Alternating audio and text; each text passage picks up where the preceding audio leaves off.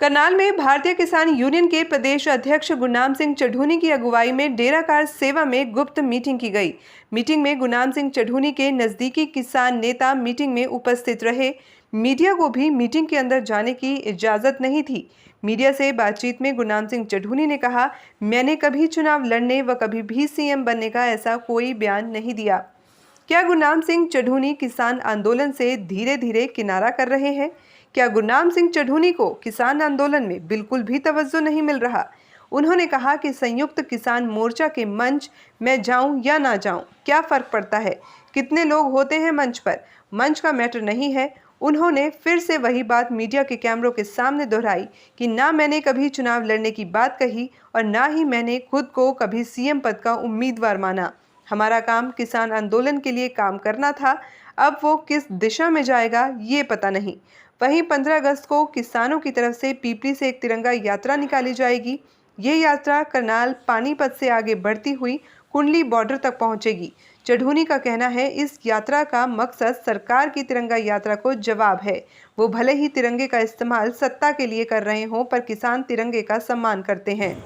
CM पद का दावेदार मैंने ना कभी कहा मैं सीएम पद का दावेदार हूँ, ना कभी था, ना मैंने कहा। जी ठीक बात है। मैंने तो ये भी नहीं कहा कि मैं चुनाव लड़ूंगा। कब कहा मैंने? मेरी कोई वीडियो दिखा दीजिए। और वैसे ही मीडिया वाले पेल देते हैं किसी खबर को, तो उसका क्या इलाज? तो बीजेपी के कुछ लोग हैं वो कह रहे हैं कि हम तो पहले ही कह रहे थे राजनीतिक महत्व। अब ये इस बात पे आज मीटिंग नहीं थी, मैं इस बात पे बोलना नहीं चाहता। मैं आपको बता हटा हूँ कि ना मैंने कहा है कि मैं आज की मीटिंग बता दें, आज की मीटिंग ये कहा मैं लड़ूंगा। वहाँ पे कब कहा मैंने? मेरी कोई वीडियो की बातें जो सामने, ये आज का मैटर नहीं है। आज का जो मैटर, जो आज की जो बात चर्चा हुई है वही तो लेकिन वैसे कुछ ऐसा है कि राजनीतिक पार्टी कुछ बना रहे हैं? जो आज की चर्चा हुई है वो वहीं तक हुई है, और जहां तक आज की में पास हुआ, मैं आज की मीटिंग तो सर किसान आंदोलन को हम किस रूपरेखा में देखते हैं सर? आप हालांकि आप देखिए, किसान की रूपरेखा तो क्या होगी पता नहीं। हमारा तो काम करना फर्ज है, काम कर रहे हैं। और 15 अगस्त को यहाँ से जत्था ला रहे हैं। 20 तारीख को अनंतपुर साहब से भी एक बड़ा जत्था दिल्ली के लिए आ रहा है। एक सर मिशन पंजाब की क्या तैयारी है? आप लगातार पंजाब को अभी उसके बारे में कुछ नहीं बोलना चाहता, क्योंकि आज का जो एजेंडा है उसी पे आज बोलूँगा। सर, एक संयुक्त किसान मोर्चा ने जो आपकी सस्पेंशन की थी वो हालांकि खत्म हो चुकी है, लेकिन उसके बावजूद भी आप मंच पर कम नजर आते हैं। मंच पर नहीं? मंच पर तो मैं पहले भी नहीं जाता था। मंच पे है क्या जाने के लिए? मंच पे क्या वहाँ पर थोड़े से आदमी होते हैं, बोले ना बोले क्या फर्क पड़ता है उससे? तो कैसे किसान आंदोलन कैसे चलेगा अगर आप कह रहे हैं कि मंच पर ही नहीं जाएंगे? मतलब संयुक्त किसान मंच पर जा रहे हैं, बाकी लोग मेरे जाने से क्या वहाँ पे वो मंच रुक गया?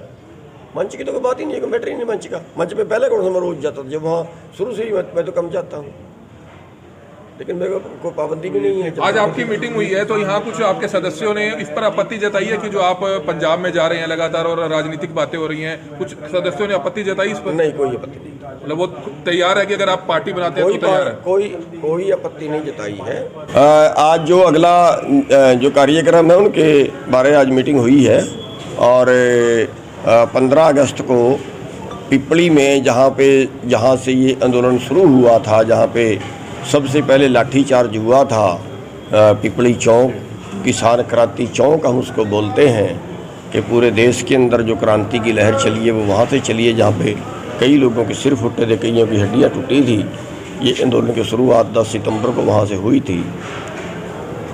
वहाँ पे झंडा फहरा के और वहाँ से 15 अगस्त की जो है वो यात्रा शुरू करेंगे, और जो रास्ते में जो आगे जो लोग होंगे अगले जिलों वाले साथ होते हुए मोटरसाइकिलों पे, तो तिरंगे फहराते हुए ये कुंडली बॉर्डर तक जाए। चढ़ूनी साहब, करनाल की क्या तैयारी रहेगी? करनाल में भी 15 तारीख को तिरंगा यात्रा जो है निकाली जा रही है, और 14 तारीख को बीजेपी वाली तिरंगा यात्रा निकाल रहे हैं। ये जो बीजेपी वाले तिरंगा यात्रा निकाल रहे हैं उन्हीं का एक जवाब है कि आप लोग तो तिरंगे को अपनी सत्ता के लिए यूज़ कर रहे हो। जब तिरंगे को आज़ाद कराने का सवाल था तब इनकी आरएसएस थी, बीजेपी तो तब थी नहीं, लेकिन देश की आज़ादी की लड़ाई में आरएसएस का कोई योगदान नहीं रहा। आरएसएस देश की आज़ादी से किनारे रही है, और 60 साल तक आरएसएस ने अपने दफ्तर पे जो राष्ट्रीय झंडा है वो नहीं फहराया है। आज ये झंडे के ठेकेदार बनते हैं केवल इसलिए कि देश के किसानों ने इनको भगाना शुरू कर दिया है।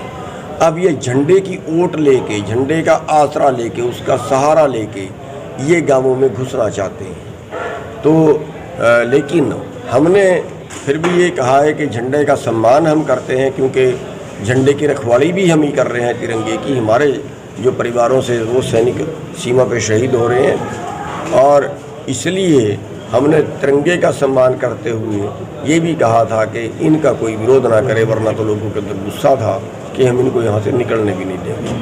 तो इसलिए हम उनके जवाब में भी ये कह रहे हैं कि देश का सबसे बड़ा सम्मान करने वाला जो है वो किसान मजदूर वर्ग है तिरंगे का, और हम 15 अगस्त